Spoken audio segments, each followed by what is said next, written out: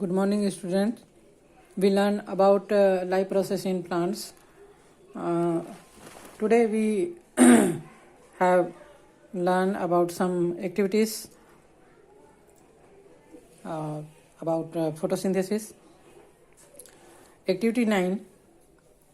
We would require a rheo leaf or algae, a compound microscope, slides, cover slip, needle, pin and watch glass. आज हम photosynthesis से संबंधित कहाँ होता है उसके लिए है ना एक स्टोमेटा की संरचना का स्ट्रक्चर के स्ट्रक्चर का स्टडी करेंगे, जिसके लिए हम एक प्रयोग करेंगे। और इस प्रयोग के लिए हमको चाहिए रियो का लीफ या एल्गी का लीफ और एक compound microscope, slide, cover slip, needle, pin और watch glass. We would have to take out a thin layer from either the upper or lower surface of the leaf by tearing the leaf with a jerk। रियो के leaf को हल्का सा मोड़ के हम नीचे का साइड जो होता है, लोअर साइड जो होता है, उसको थोड़ा सा छील के निकालेंगे तो उसका जो पील होता है, छिलका होता है, वो निकल जाएगा। सावधानी से हम इसको निकाल लेंगे। Then prepare a slide of this and focus over stomata, और इसका हम स्लाइड प्रिपेयर कर लेंगे और स्टोमेटा पे इसको फोकस कर लेंगे माइक्रोस्कोप में। Now change over to higher magnification, set the microscope and observe the stomatal guards. Several green structure are observed, these are chloroplast.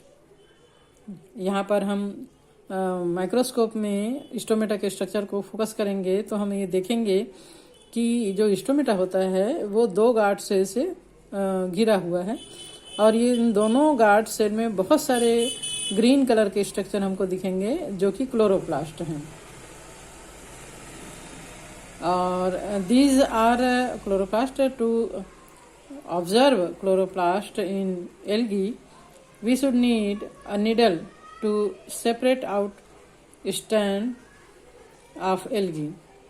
Take the finest stand and prepare a slide and observe under microscope। तो इस प्रकार अगर हमको शैवाल में microscope stomata का structure देखना हो तो आलपिन की नोक से शैवाल का एक धागा के समान संरचना अलग कर लेते हैं, और इस धागे के समान जो स्ट्रक्चर है उसको सूक्ष्मदर्शी से देखेंगे तो इसमें धागों के कुछ गुच्छे नजर आते हैं और इनमें हरा रंग दिखता है। यही जो है वो क्लोरोप्लास्ट है। और अपना जो भी ऑब्जर्वेशन हम किए हैं उसका डायग्राम बनाना है ना। The green structure in the stands are chloroplast. Make a sketch of the observation. और हमको यहाँ पे देखना है कि प्रकाश संश्लेषण की प्रक्रिया के लिए पौधों को किन पदार्थों की जरूरत होती है। What substance do plants require the photosynthesis. How do this substance reach the chloroplast. तो हमको फोटोसिंथेसिस के लिए किन चीज़ों की आवश्यकता होती है। सनलाइट की, वाटर की, और क्लोरोप्लास्ट के अंदर ये होता है ना। तो कार्बन डाइऑक्साइड वाटर की सहायता से फोटोसिंथेसिस की क्रिया होती है, पौधे अपना भोजन बनाते हैं। Do you know chloroplast are twice the size of in mitochondria. They are structure in closed in double membranes. There is a third membrane that fold into stalk of sac-like structure called as thylakoid. The stalks of sacs that resemble stalk of coin are called as green, and fluid around there is called as stoma। ठीक है, यहाँ पर हम structure देख पा रहे हैं chloroplast का। ये भी माइटोकॉन्ड्रिया के समान ही होता है, डबल मेम्ब्रेन का बना होता है। Outer membrane and inner membrane. इस इनर मेम्ब्रेन के अंदर एक कैविटी देख रहे हैं जिसको कहा जाता है स्ट्रोमा, और एक थर्ड मेम्ब्रेनस इसमें स्ट्रक्चर होता है, यहाँ पर हम देख पा रहे हैं, जिसको कहा जाता है, ये क्वाइंस जैसे सिक्के की जैसा स्ट्रक्चर होता है, जो एक के ऊपर एक जो है वो इस प्रकार अरेंज्ड रहता है। तो इनको थाइलेकॉइड कहा जाता है। और एक जो गुच्छा है इसका, यह कहलाता है ग्रेनम। तो इस स्ट्रोमा के अंदर और इस थाइलेकॉइड के अंदर ही फोटोसिंथेसिस को करने के लिए एंजाइम्स जो है वो प्रेजेंट रहते हैं, और यहीं पर फोटोसिंथेसिस होता है। आपका जूलियस वॉन स्कॉच, a 19th century scientist, had for the first time shown the presence of chloroplast in which the photosynthesis pigments chlorophyll was present. He could not isolate chloroplast, but could further suggest that starch granules are found in green leaves as a result of photosynthesis. It was later observed that light depends process of photosynthesis occurred in the grana, where oxygen was related by breakdown of water molecules. The reactions that lead to synthesis of carbon compounds occurred in the stroma and did not require the presence of light.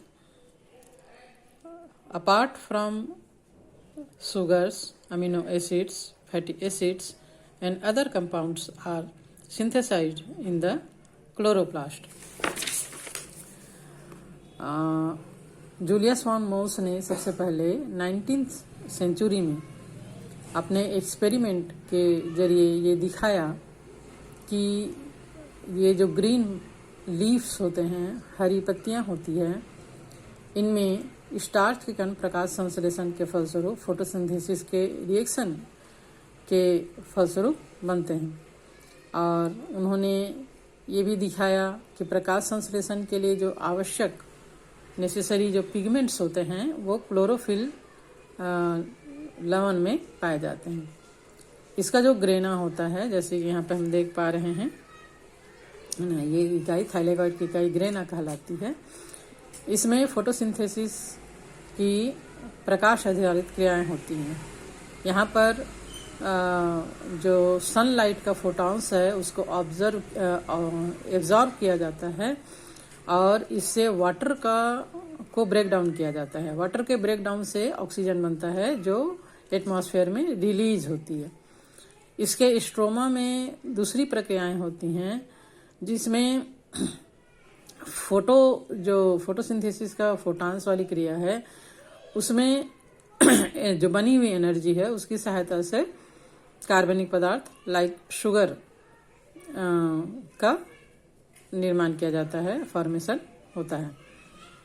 Chloroplast में शर्करा जैसे glucose के अलावा amino अम्ल, वसी अम्ल, amino acids, fatty acids ये भी बनते हैं। साथ ही ये पौधों की प्रतिरक्षा प्रणाली में भी प्रोटेक्शन के लिए पौधों को जो जरूरी है उसके लिए भी ये इम्पोर्टेंट रोल निभाते हैं। We had studied in class 9th that chloroplast and mitochondria are example of organelles formed by endosynthesis. These cannot be manufactured by the cell. Rather, the genetic materials of these pass on from one generation of cell to the other, ensuring their development in each further generation. The seeds of plants have genetic materials of chloroplast. हमने 9th class में study किया था कि जो chloroplast होता है ये पौधों के जो सेल्स होते हैं, कोशिकाएं होते हैं, इनमें सिम्बायोटिक इनका जो रिलेशनशिप होता है, सहजीविता से बना अंग होता है। प्लांट्स के सेल्स में इनका निर्माण नहीं होता है। इनके अंदर खुद का जेनेटिक मटेरियल होता है, अनुवांशिक पदार्थ होता है, जिसकी सहायता से अपना खुद का निर्माण ये कर सकते हैं। एक जनक कोशिका या जनक पौधे से संतान तक ये पहुंचते हैं। पौधों के बीज में इनके अनुवांशिक पदार्थ पाए जाते हैं। तो आज के लिए इतना ही, नेक्स्ट डे हम आगे का पढ़ेंगे।